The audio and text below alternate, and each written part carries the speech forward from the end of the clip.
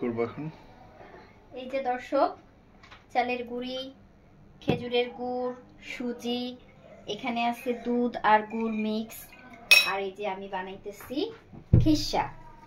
এখানে আছে দুধ, গুড়, নারকেল আর বাজারের যে কেনা খিসা থাকে অরিজিনাল, বগুড়া থেকে ইম্পোর্টেড, এটা বলো। বগুড়ার যে খিসা অরিজিনাল, সেই খিসা দিয়ে আমি খিসা বানাইতেছি।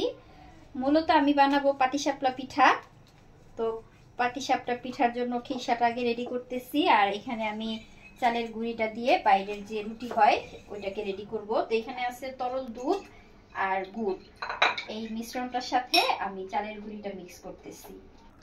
একটু গরম পানি দিলাম, গরম পানি দিয়ে চালের গুঁড়িটা গোলাইলে পিঠাটা সুন্দর হয়। তো আমি এখানে 1 কেজি চালের গুঁড়ি নিছিলাম, এই বক্সের মধ্যে রাখলাম, আর বাকিটা আমি গোলাই নিতেছি।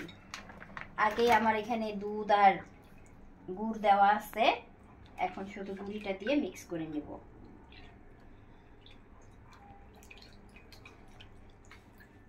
এই পিঠাটা আপনাদের ভাই অনেক পছন্দ করে, গত বছর আমার ছোট বোন বানাই দিছিল, আজকে আমি নিজে নিজে ট্রাই করতেছি, দেখা যাক কতটা পারফেক্ট হয়।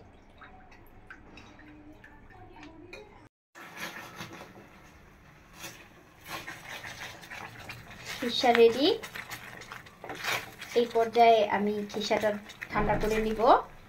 আর এই যে আপনাদের ভাইয়া এটা আমাকে গোলাই দিল, এটাও রেডি। এখন বিসমিল্লাহ বইলা পিঠা বানাই, কেমন হবে জানি না, ভয় লাগে, কারণ ওরকম এক্সপার্ট না, তো এজন্য ভয় পাই নষ্ট হয়ে গেলে। এখন তো অন্য কিছুর স্মেল আসে না, এখন শুধু ঘিয়ের স্মেলটাই পাচ্ছি আমি। শুধু ঘিয়ের স্মেল পাইতেছো? মানে দুধ টুধ সব তলায় গেছে। কিছুই তলায় যায় নাই, এটার মধ্যে আমি অনেক কিছু দিছি, তরল দুধ, পাউডার দুধ, ঘি, খিসা, নারকেল। এখন আপনাদের ভাইয়া নাকি শুধু ঘিয়ের গন্ধই পাইতেছে, আর কিছুই গন্ধ পায় না। অনেক সুন্দর একটা স্মেল আসছে। আচ্ছা, এটা নামাই রাখি। এই তো আমার পাটিসাপটা পিঠা যেরকম বানাইতে চাইছিলাম ওরকম হয় না। আমার ছোট বোন কি সুন্দর বানায়, বড় বোন কি সুন্দর পিঠা বানায়, অথচ আমি পিঠা বানাইতে পারি না। আসলে পিঠা আমার ওরকম পছন্দ না, এই জন্য বানাইতে পারি না, কিন্তু আপনাদের ভাইয়া পছন্দ করে, এই জন্য মাঝে মাঝে ট্রাই করি, কিন্তু পারফেক্ট হয় না। অল্প কয়েকটা পিঠা ভাজতে পারছি, আর এই যে ভাজতেছি। প্রথমে অবশ্য আমি ফ্রাই প্যান না, লোহার কড়াইতে দিছিলাম। লোহার কড়াইতে দেওয়ার পরে দেখি যে আসলে কেমন যেন লেগে লেগে যায়। এরপরে আমি বড় একটা তাওয়াতে দিছি, কিন্তু তাওয়াতে দেওয়াতে আমার পিঠার সাইজটা অনেক বড় হয়ে যাইতেছে। পিঠাগুলো আসলে মন মতো হইল না, যেহেতু গোলাই ফেলছি কতগুলা গুঁড়ি। তো এখন এগুলা বানায় কমপ্লিট করি।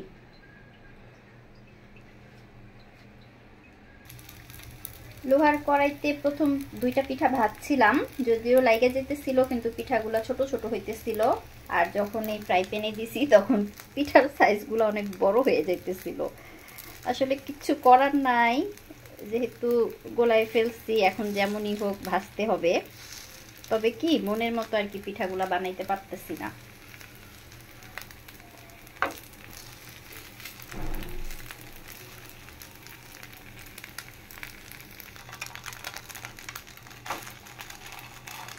তারপরও বেশি না, অল্প একটু গোলা করছিলাম, খুব বেশি হলে 10-12টা পিঠা হবে। তো আমি সবগুলো পিঠা ভাজি। এই হচ্ছে শেষ পিঠা। ফ্রাই প্যানে বানানোতে এক একটা এক এক সাইজ হয়েছে, লোহার কড়াইতে দিলে সবগুলো পিঠা একরকম হয়, কিন্তু যেহেতু লোহার কড়াইতে ভাজতে পারতেছিলাম না, এখন কোনোটা বড় কোনোটা ছোট হয়েছে, তারপরও হয়েছে মোটামুটি চলে। তো এই যে ছিল এগুলো আমার আজকের পিঠা। যদিও আজকে প্রথমবারের মতো আমি পিঠা বানাইছি, এই পাটিসাপটাটা আর কখনো বানাই নাই। আরও হয়তো বা কয়েকবার বানালে তখন পারফেক্ট হবে। তো এই ছিল আমার আজকে পাটিসাপটা পিঠা। সবাই ভালো থাকবেন, আল্লাহ হাফেজ।